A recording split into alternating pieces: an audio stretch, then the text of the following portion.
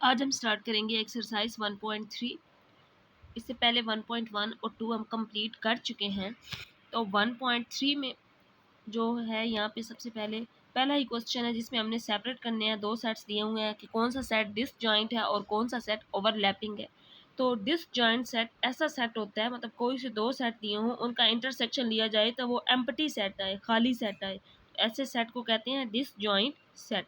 Overlapping set मतलब कोई से दो सेट दिए हुए हैं, जैसे A B C D P E, कोई से अगर दो सेट दिए गए हों एल एम, तो अगर इन दो सेट्स का इंटरसेक्शन कोई ना कोई एलिमेंट आ जाए, नॉन एम्प्टी आ जाए, इज नॉट एम्प्टी, तो ऐसे सेट को कहते हैं ओवरलैपिंग सेट।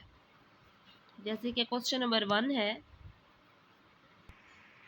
अब फर्स्ट पार्ट में सेट दिया गया है ए और बी। ए के जो एलिमेंट हैं वो ए बी सी डी ई है और बी सेट दिया गया है D E F G H. तो अब इन दोनों का इंटरसेक्शन लेके देखते हैं। अगर तो ये एम्प्टी आया तो ये डिसजॉइंट सेट होगा। अगर कोई ना कोई एलिमेंट आ गया, नॉन एम्प्टी आ गया, तो ओवरलैपिंग सेट होगा। तो ए और बी का अगर हम इंटरसेक्शन लें तो इसे सबसे पहले इस फॉर्म में लिखेंगे A intersection B D E F G और एच। इन दोनों का इंटरसेक्शन मतलब कॉमन एलिमेंट दोनों में। तो ए नहीं है इसमें, बी नहीं है इसमें, फिर सी देखें तो नहीं है, डी है दोनों में और फिर ई है दोनों में। मतलब डी और ई कॉमन एलिमेंट्स आ चुके हैं इसमें। तो A intersection B non empty set आया है।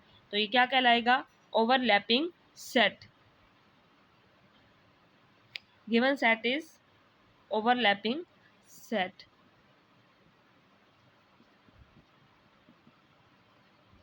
तो इसे हम कहेंगे ओवरलैपिंग सेट।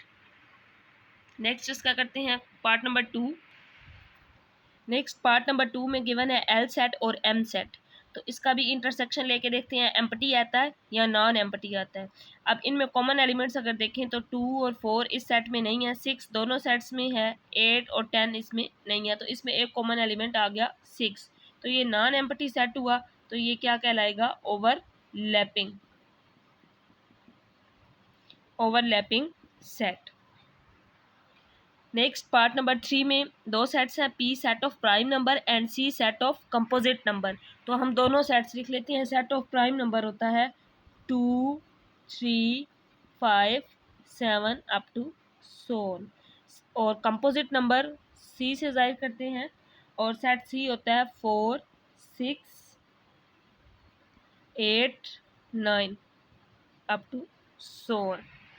तो ये दोनों सेट्स हैं। अब इनका इंटरसेक्शन लेके चेक कर लेते हैं कि ये कंपोजिट है या डिसजॉइंट है। अगर तो इनमें कोई कॉमन एलिमेंट ना हुआ तो ये डिसजॉइंट हुआ। अगर इनमें डिसजॉइंट होगा, अगर इनमें एक भी कॉमन एलिमेंट हो गया तो ये ओवरलैपिंग सेट होगा।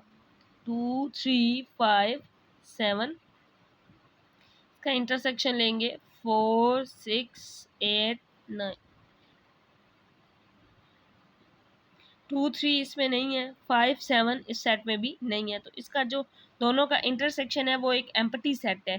तो ये क्या कहलाएगा? Disjoint set.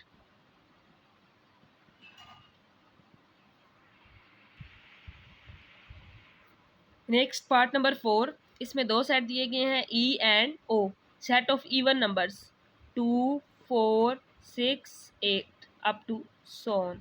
इसी तरह ऑड नंबर का जो सेट होगा 1 3 5 7 अप टू सोन। इन दोनों का इंटरसेक्शन लेके देखते हैं कि ये डिसजॉइंट है या ओवरलैपिंग सेट है।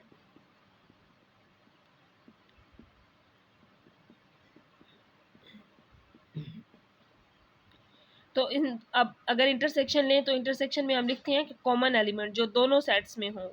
इसमें सारे इवन नंबर्स हैं, इसमें सारे ऑड नंबर्स हैं, तो इनमें कोई भी कॉमन एलिमेंट नहीं है। तो ये इसका इंटरसेक्शन हुआ यानी कि एम्प्टी। और अगर एम्प्टी हो तो इसे क्या कहते हैं? Disjoint set. अगर यहाँ कोई ना कोई एलिमेंट कॉमन आ जाता तो ये ओवरलैपिंग सेट होता। तो अब ये है डिसजॉइंट सेट क्योंकि इंटरसेक्शन एम्प्टी सेट है, इस वजह से। Next question number 2। इसमें यू सेट दिया हुआ है 1 2 3 और अप टू सोन 10 तक है। फर्स्ट पार्ट है ए कंप्लीमेंट फाइंड करें। तो ए सेट भी गिवन है, ए सेट गिवन है 1 2 3 4 और 5 तक। तो ए कंप्लीमेंट फाइंड करने का मतलब है यू सेट में से इस सेट को माइनस करना, u माइनस ए। इससे पहले 1.2 में भी r minus S minus T minus वाला मेथड हम कर चुके हैं। तो सेम उसी तरह अब यहाँ पे भी हम माइनस करेंगे। दो सेट्स हैं, कंप्लीमेंट है मतलब a कंप्लीमेंट है, u माइनस ए करना है। अगर b कंप्लीमेंट होगा तो u माइनस b करेंगे। किसी भी सेट का कंप्लीमेंट लेना हो तो उसको यूनिवर्सल सेट u में से माइनस कर देते हैं। तो पहले सेट u लिखेंगे माइनस सेट ए लिखेंगे 1 2 3 4 5। जब भी दो सेट्स को माइनस करते हैं तो वो एलिमेंट्स लिखते हैं जो इस फर्स्ट सेट में हो लेकिन सेकंड में ना हो, यानी कि वो एलिमेंट्स जो इस सेट में हो और इसमें ना हो। 5 तक तो इसमें सारे एलिमेंट्स हैं, उसके बाद 6 7 8 9 10 इस सेट में नहीं है, तो इस वजह से माइनस करने से ये आ जाएगा 6 7 8 9 10। तो यही इसका आंसर होगा। 1 2 3 5 क्यों नहीं लिखा? 1 माइनस 1 0 हो जाता है, 2 माइनस 2 0, 3 माइनस 3 0, 4 इसके बाद आएगा तो 4 माइनस 4 0 हो जाएगा, 5 माइनस 5 0 हो जाएगा। इस वजह से हम वो यहाँ माइनस में 0 हो जाते हैं। बाकी एलिमेंट्स जो बचते हैं 6 7 8 9 10, क्योंकि वो इस सेट में नहीं है इस वजह से उनको यहाँ लिखा गया। नेक्स्ट सेकंड पार्ट है बी कंप्लीमेंट। बी कंप्लीमेंट का मतलब है u माइनस बी। तो पहले सेट u लिखेंगे 1 से 10 तक है और सेट b है 1 3 5 7 9। अगर इन दोनों सेट्स को माइनस करें, हमने वो एलिमेंट्स लिखने हैं जो इस u सेट में हो और इस सेट b में ना हो। 1, उसके बाद देखें अगर यहाँ 1 है तो 2, फिर 3, फिर उसके बाद आ जाएगा 4, 5 यहाँ पे है, फिर 6 इसमें है, 7 है, फिर उसके बाद यहाँ इसमें 8 होगा, 9 दोनों में है इस वजह से नहीं लिखेंगे, फिर उसके बाद आ जाएगा 10। तो यही इसका आंसर होगा। पार्ट नंबर 3 में है सी कंप्लीमेंट। तो अब फाइंड करना है सी कंप्लीमेंट। u माइनस सी करेंगे, पहले सेट u लिखेंगे फिर सेट c जो कि है 2 4 6 8 10। अब अगर इसको माइनस करें तो हमने वो एलिमेंट लिखे हैं जो लिखने हैं जो यूनिवर्सल सेट u में हो बट c में ना हो। तो 1 अगर देखें तो ये सेट c में नहीं है, 2 है नहीं लिखेंगे, फिर 3 इस सेट में नहीं है इस वजह से हम लिख लेंगे 4, फिर हम लिख लेंगे 5 क्योंकि यहाँ पे नहीं है, 6 यहाँ पे है, फिर 7 आ जाएगा, फिर उसके बाद 9 और 10 दोनों में है इस वजह से नहीं लिखेंगे। तो इसका आंसर होगा 1 3 5 7 9। Next part number 4 D complement. u minus D. तो पहले सेट u फिर सेट d लिख लिया, 3 4 5 6 7 है। माइनस करना है हमने इन दोनों को u में से d को। तो इसका मतलब है वो एलिमेंट्स लिखने हैं जो u सेट में हो और d में ना हो। तो 1 2 3 इसमें है, 4 भी है, 5 भी है, 6 भी है, 7 भी है। तो उसके बाद आ जाएगा 8 9 और 10। तो ये इसका आंसर होगा। नेक्स्ट क्वेश्चन नंबर 3 इसका स्टार्ट करेंगे।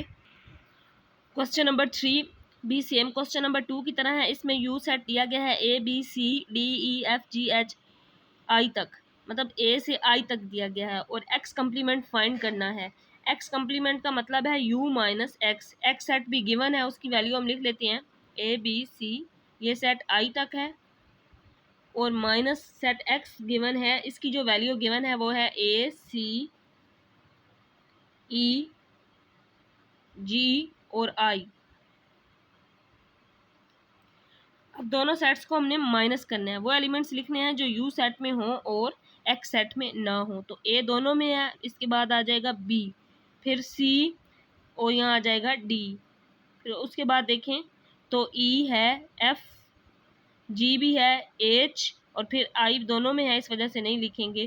तो ये इसका आंसर आ जाएगा u माइनस एक्स का। Next part number 2 Y complement. Next part number 2 Y complement. Y complement मतलब u माइनस वाई करेंगे। u सेट भी गिवन है, y सेट भी गिवन है, दोनों सेट्स की वैल्यूज लिखनी है हमने।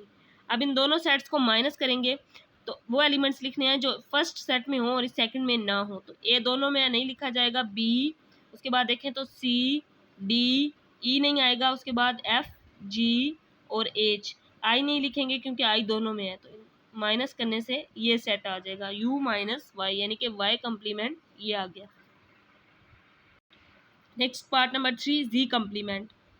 z कंप्लीमेंट का मतलब है u सेट में से z को माइनस करना, u माइनस z करेंगे। वो एलिमेंट्स लिखेंगे कि जो इस सेट में हो u में और z में ना हो। तो a दोनों में नहीं लिखा जाएगा, इसके बाद b C D E F G H है यहाँ पे और उसके बाद आई, तो जी कम्प्लीमेंट ये सेट आ जाएगा। Next part number 4 you complement. You complement का मतलब है यू माइनस यू, जिस तरह था जी कम्प्लीमेंट यू माइनस जी। अब यू का कम्प्लीमेंट है तो यू माइनस यू, यू में से यू को माइनस करना, A minus A zero, B minus B zero, ये तो पूरा सेट जो होगा वो ज़ीरो आएगा, मतलब एम्प्टी सेट आएगा। या इस तरह देखिए हमने वो एलिमेंट्स लिखने हैं जो यू इस सेट में हो और इस सेट में ना हो, तो कोई ऐसा एलिमेंट नहीं है जो इस सेट में हो और इसमें ना हो, तो सारे एलिमेंट्स दोनों में मौजूद हैं, इस वजह से यू माइनस यू जो होगा वो एम्प्टी सेट आएगा। नेक्स्ट हम इसका करेंगे क्वेश्चन नंबर 4।